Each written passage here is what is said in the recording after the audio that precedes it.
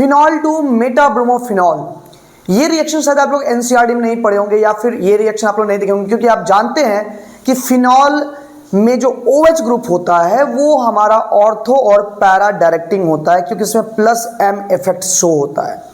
Plus M effect के कारण से मेटा पोजीशन पर वो इलेक्ट्रॉन डेंसिटी कम कर देता है, ऑर्थो और पैरा पोजीशन पर इलेक्ट्रॉन डेंसिटी बढ़ा देता है, जिसके कारण से इलेक्ट्रोफाइल ऑर्थो और पैरा पर अटैक कर पाता है। लेकिन यहाँ पर हमें चाहिए फिनॉल से मेटाब्रोमोफिनॉल, तो कैसे होगा? क्या ये कन्वर्जन पॉसिबल होगा? बिल्कुल हाँ होगा। आज हम लोग इसी पर बात करेंगे, इसी रिएक्शन को हम लोग देखेंगे, और हो सकता है इस रिएक्शन पर आप लोग कई सारे और रिएक्शन भी कन्वर्जन आप लोग कंप्लीट कर पाएं।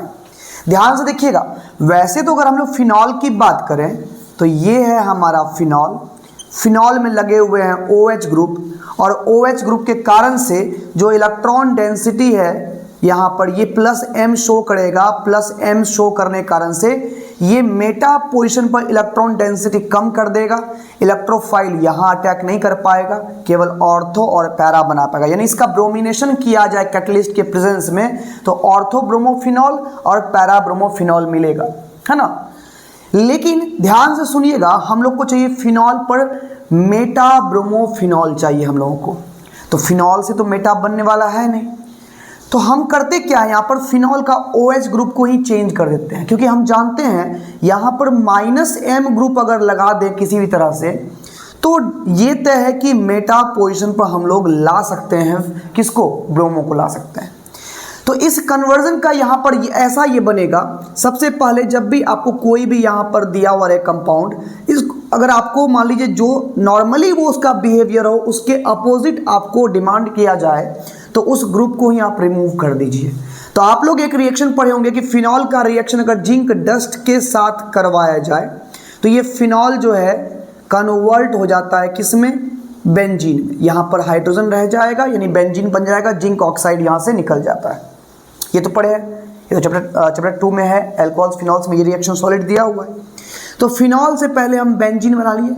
अब हम फ्री हैं फिनॉल में, यहाँ बेंजीन में हम लोग यहाँ पर आराम से एक -M ग्रुप के फॉर्म में हम लोग बेंजीन का नाइट्रेशन कर सकते हैं कंसनट्रेटेड। अगर हम लोग नाइट्रिक एसिड यहाँ पर ऐड कर दें, अगर हम यहाँ पर कंसनट्रेटेड नाइट्रिक एसिड यहाँ पर हम ऐड कर दें, few drops of concentrated sulphuric acid के प्रेजेंस में, तो आप सभी जानते हैं इस बेंजीन का नाइट्रेशन होगा और नाइट्रेशन के बाद बन जाएगा ये नाइट्रोबेंजीन। क्या बन जाएगा? ये नाइट्रोबेंजीन बन जाएगा। अब ध्यान से सुनिए, ये नाइट्रोबेंजीन जो है, ये नाइट्रो ग्रुप जो है, ये एक स्ट्रॉन्ग -M इफेक्ट शो करता है, जिसके कारण से ये ऑर्थो और पैरा की इलेक्ट्रॉन डेंसिटी को लो कर देता है।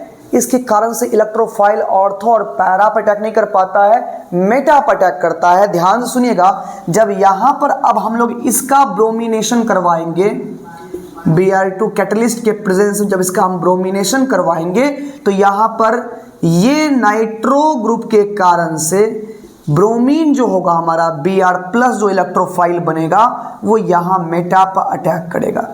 तो देखिए, मेटा पर तो ब्रोमो आ चुका है, जो हमको लाना था मेटा पर ब्रोमो, लेकिन अभी तक क्या है, हमें मेटा ब्रोमोफिनॉल चाहिए।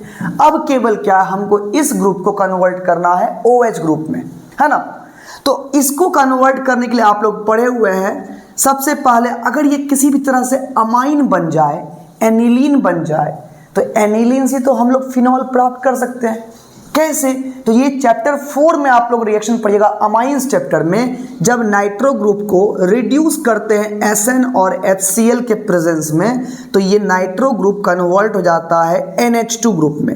Br तो अपने प्लेस पर ही रहेगा, उसका तो कुछ होगा नहीं, ये कन्वर्ट हो जाएगा किसमें, NH2 ग्रुप में। अब ये बन गया हमारा मेटाब्रोमो एनिलीन। क्या बन गया ये? मेटाब्रोमो एनिलीन। और एनिलीन की बहुत बढ़िया प्रॉपर्टी है कि अगर एनिलीन को हम लोग सोडियम नाइट्राइट, है ना, और HCl के साथ 0 degree Celsius to 5 degree Celsius temperature पर अगर इसको हीट किया जाए, तो आप सभी जानते हैं ये रिएक्शन कौन सा रिएक्शन है, डाइजोटाइजेशन रिएक्शन है। इस केस में एनिलीन का ये ग्रुप कन्वर्ट हो जाता है डाइजोनियम में। तो यहाँ पर ये बन जाएगा हमारा बेंजीन डाइजोनियम क्लोराइड जिसके की मेटा पोजीशन पर Br है उस पर कोई इफेक्ट नहीं पड़ रहा है। और आप सबको पता है ये BDC जो है ना बहुत ही खतरनाक केमिकल है, इससे आप लोग कुछ भी एरोमेटिक में कन्वर्ट कर सकते हैं। और BDC का सिंपल प्रॉपर्टी है कि अगर इसको H2O के साथ आप बॉईल कर दीजिएगा तो सिंपल ये हमारा BDC कन्वर्ट होगा फिनॉल में और मेटा पर ब्रोमो हमारा ऑलरेडी पहले की तरह रहेगा ही रहेगा। तो देखिए ये है प्रोसेस फिनॉल से कन्वर्जन किसका, मेटा ब्रोमोफिनॉल का। आप लोग ऑर्थो और पैरा ब्रोमोफिनॉल तो पढ़े, 2,4,6 ट्राई ब्रोमोफिनॉल भी पढ़े होंगे। अगर Br2CH2 लगा दिए तो ऑर्थो और पैरा ब्रोमोफिनॉल बनेगा, और Br2 वाटर लगा देते हैं तो 2,4,6 ट्राइब्रोमोफिनॉल मिल जाता है। लेकिन आज के इस रिएक्शन में हम सीखे फिनॉल से मेटा ब्रोमोफिनॉल कैसे प्राप्त करें। अब ऐसे ही आप लोग के पास कोई अगर यहाँ पर +M ग्रुप लगा हुआ रहे और आपको -M ग्रुप की प्रॉपर्टीज पर सवाल दे दे वहाँ पर, तो आप लोगों को कुछ नहीं करना है, इस दिए गए कंपाउंड को आपको कन्वर्ट कर देना है किसी भी तरह से बेंजीन में। उसके बाद -M ग्रुप लाना है, उसके बाद जाकर के उसका आप लोग को जो भी रेडिकल चाहिए, जो भी यहाँ पर इलेक्ट्रोफाइल चाहिए उसका रिएक्शन करवाइए, इलेक्ट्रोफिलिक सब्स्टिट्यूशन रिएक्शन करवा दीजिए और उसके बाद आप लोग यहाँ पर इसको कन्वर्ट कर सकते हैं, ठीक है ना। तो ये रिएक्शन कहीं ना कहीं आप लोग के लिए बहुत हेल्पफुल रहेगा।